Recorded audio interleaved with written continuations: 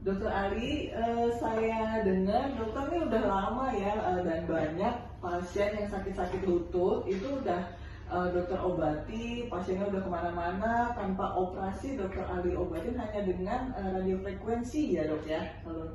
Kalau itu gimana sih dok ceritanya, pasien yang sakit lutut sudah kemana-mana, udah berobat nggak pakai operasi tapi bisa sembuh dengan terapi radiofrekuensi itu dok?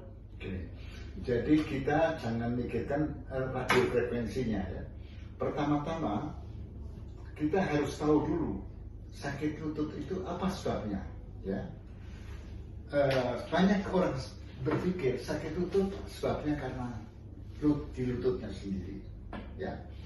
Tapi ada orang gemuk tidak sakit lutut yang berat badannya itu. Ada orang kurus berat badannya tidak terlalu berat tapi dia sakit lutut. Kita harus berpikir kenapa sakit lutut terjadi ya. Kecuali sakit lutut yang karena cedera, itu bisa mungkin karena sakit lutut beneran di lututnya. Menurut saya sakit lutut itu bukan terjadi pada lututnya ya. Contoh misalnya ya, saya berdiri ini, kenapa saya tidak sakit lutut ya. Orang lain kenapa sakit lutut, saya mengeluh. Karena apa? Karena otot berat badan kita ini bertumpu ke lutut. Selagi otot-otot quadriceps kita, otot paha ini itu baik, tidak disfungsi, maka berat badan itu diredam oleh otot-otot quadriceps ini. Ya, jadi berat badan yang tertumpu ke lutut itu jadi nol. Kalau dia otot tidak berfungsi dengan baik, ya, maka bukan hanya berat badan yang tertumpu di lutut, otot quadriceps pun ikut menarik dan sebagainya dan kejang sehingga terjadi distraction, jadi kerusakan daripada tulang rawan. Tulang rawan itu tergerus. Nah, pengobatannya gimana? Pengobatannya tidak di lututnya, pengobatannya di daerah pinggang biasanya. Saraf-saraf quadriceps itu kan adanya di pinggang.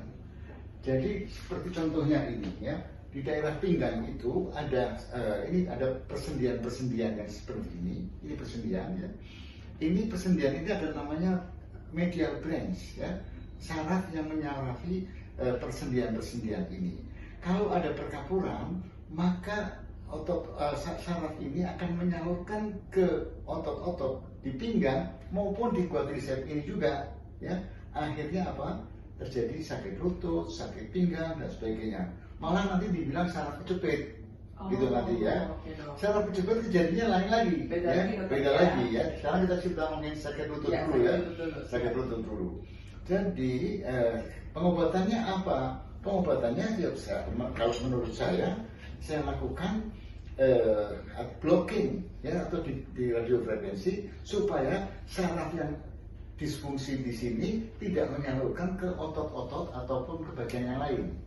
Sehingga apa? Ototnya rileks dan berfungsi dengan baik, maka berat badan akan ditumpu baik dengan lutut.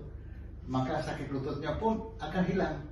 Itulah pengobatannya. Jadi kita jangan, seseorang itu paling penting adalah mencari dulu sebabnya apa, diagnosanya apa, letaknya di mana, dan pengobatannya apa.